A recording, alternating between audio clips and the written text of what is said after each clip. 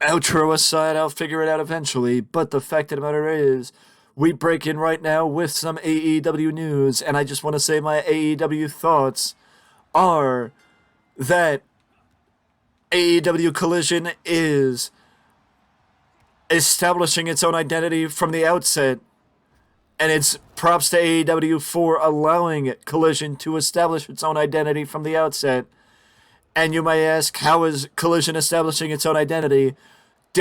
A different look from Rampage and a different look from Dynamite, and also a different sound. You don't hear Excalibur, you don't hear Tony Schiavone, you hear people completely different, like Ian Riccaboni and Kevin Kelly, and that is exactly what that show needed. It needed a different sound, completely different from Collision. I mean, completely different from Rampage, and completely different from Dynamite.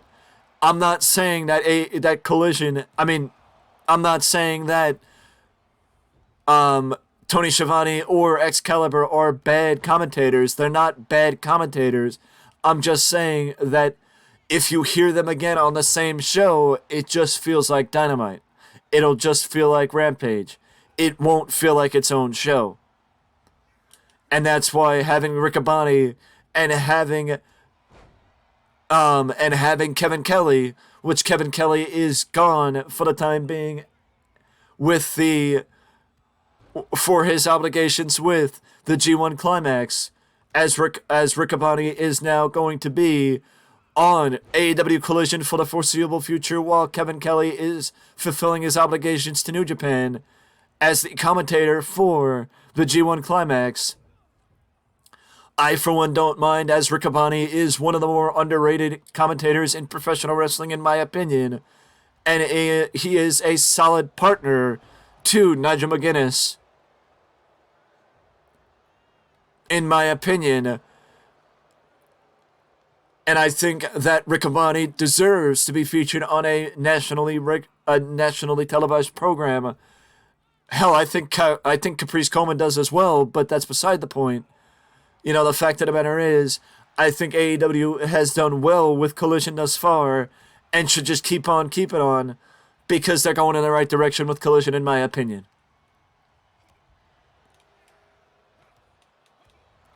They are going in the right direction with Collision, in my opinion, and just should keep on keeping on with what they're doing, because what they're doing is right. And also, I just want to say, if you have not seen the 2 out of 3 falls match between FTR and Bullet Club Gold from this week's episode of Collision, then you are missing one of the best tag team wrestling matches in recent memory. And I'm not just saying that because I'm a fan of the teams involved. I'm saying it because genuinely, when was the last time you saw a match between two tag teams take an hour on a nationally syndicated wrestling show? I can tell you, I honestly don't remember, but if AEW can allow FTR to show off what they did in Ring of Honor with the Briscoes last year in AEW, then FTR will prove beyond a shadow of a doubt exactly why they are the best tag team in professional wrestling and deserve to be AEW World Tag Team Champions, not just for a long time, but on multiple occasions, and stay in the top of the upper echelon of the tag team division. But Collision is in his own category now, away from Dynamite, and is not gonna. AEW doesn't have to worry about giving its own identity, because if they keep on keeping on, then Collision will have its own identity. And as far as the Owen Hart Cup, I mean, I don't think Adam Cole was a bad win last year. Honestly, I don't think Adam Cole was a bad choice to win last year, but they did nothing with it. That was the criticism from people last year. Ricky Starks, a perfect person to win. But again, Ricky Starks is only a perfect person to win if you do something with it. If Starks starts feuding with Punk, and if Starks goes in the category of maybe turning heel,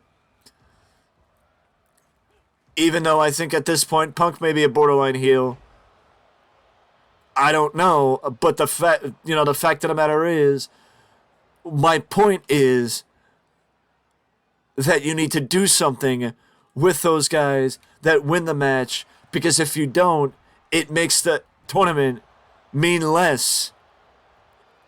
I understand if you want to honor. I understand if you want to honor. I also understand that I messed up with the kick out, but I understand if you want to honor Owen Hart. I understand if you want to honor Owen Hart, but the fact of the matter is, if you want the tournament to mean something, then push the guys who win the tournament. Give them something. I understand also that you couldn't have done much with Adam Cole, as shortly after he won the tournament last year, he got injured. So part of it falls on the severe concussion he sustained soon after winning the tournament. But the fact of the matter is, Adam Cole still has done very little since winning the tournament last year. Ricky Starks needs to not follow the curse of winning the tournament and find his footing within AEW and establish himself solidly within the ranks of AEW. That is just my opinion, though. I love the tournament, but they just need to do something with the winners and not have it be where it's just you win the tournament and you get the achievement of winning the tournament. You need to be established as something more than just a tournament winner. Side note from AEW in an update for good old JR Jim Ross. JR has been has not been frequently seen for the last couple of weeks, and it is because of a recent fall at his house a couple of weeks ago, but he said he hopes to be back for All Out in Wembley, but there is no guarantee that he will be able to travel because of injuries and his past skin cancer diagnosis. So I do wish nothing but the best to good old JR, and I do hope that Jim Ross is able to be, in some form or fashion, able to be a part of the Wembley Stadium show, because it will be the biggest night in the history of AEW to this point, and JR would add another feather in his cap to be a part of a show like that at Wembley Stadium in August. Speaking of August, Impact Wrestling will have a coup of being able to get the New Japan World Champion, or the IWGP Heavyweight Champion, Sonata, as Sonata will be appearing at Emergence, Impact Wrestling's pay-per-view in August. On August 27th, Sonata will be at Impact Wrestling Emergence and will be featured on Impact Wrestling programming for the first time since 2014, when he was still the protege of Keiji Muto, the Great Muta. Speaking of international wrestling, at the recent Triple Mania event, Don Callis was actually attacked by a fan when he was being excommunicated from ringside during the main event between El Hijo del Vikingo and Kenny Omega. Callis sustained some minor injuries during the fracas with a fan, but was taken to San Diego for diagnosis. I do hope that Callis is okay. It does show that sometimes fans get overly rambunctious, but I do hope that the fans understand that you're supposed to stay on your side of the barricade, and there is no reason that you have the right or think you can have the right to go on the other side of the barricade. You have no right to go on the other side of the barricade, and you never have the right to go on the other side of the barricade and personally lay your hands on any of the athletes on the opposite side of the barricade. You're there for the entertainment and watch the show. If you think you belong on the other side of the barricade, you're wrong and you don't deserve to be there.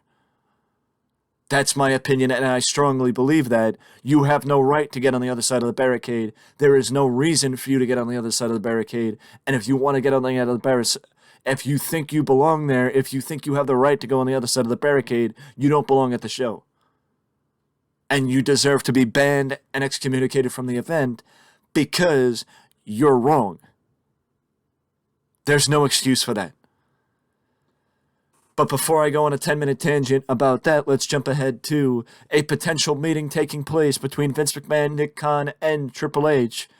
about basically Nick Khan and Triple H asking Vince to scale back on not getting involved, but scale back on making such major changes on short notice to the shows, because it hurts the creative process and the creative product the more often that when Vince does that. To my knowledge, and according to Fightful, the said meeting has not taken place as of yet, but it hopefully will be taking place soon enough, because it is something that needs to happen. It is not them it is not them telling Vince to step away from creative. It is them telling Vince to just scale back when he makes changes, and then if he doesn't like something, say something sooner, rather than saying something on such short notice and changing the show on short notice. Basically planning ahead and allowing time to come up with a better plan, as opposed to changing things on short notice. And I think that is something that is very reasonable, and I hope that Nick Khan and Triple H are able to sit down and have that conversation with Vince, and Vince is willing to understand how reasonable that discussion, number one, needs to happen, and how reasonable it is to happen.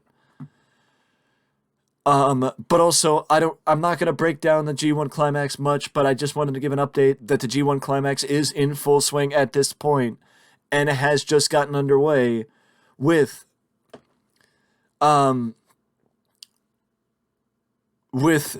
early stages being underway to the point where I believe everyone has competed at least once, and to the point of where everybody only has 2 points, which I believe, I could be wrong, but 2 points come from a win, and 1 point comes from a non-finish, meaning like a disqualification or a countout. I could be wrong again, but I think that's the case. Either way, a lot of people have 2 points, so nobody's pulling away just yet. I will say I'm glad to see Mikey Nichols and David Finlay on the positive side right now. Shane Haste and Mikey Nichols, the former WWE tag team down in NXT. I'm loving Jeff Cobb getting a win here. Kaito Kiyomiya is from Pro Wrestling Noah, and he's on the positive side, making his case in New Japan on the national scale. Eddie Kingston has a victory. But again, I will keep you guys up to date on the G1 as G1 Climax 33 is fully underway. But with that being said, that is it for me, and I will see you in the next one.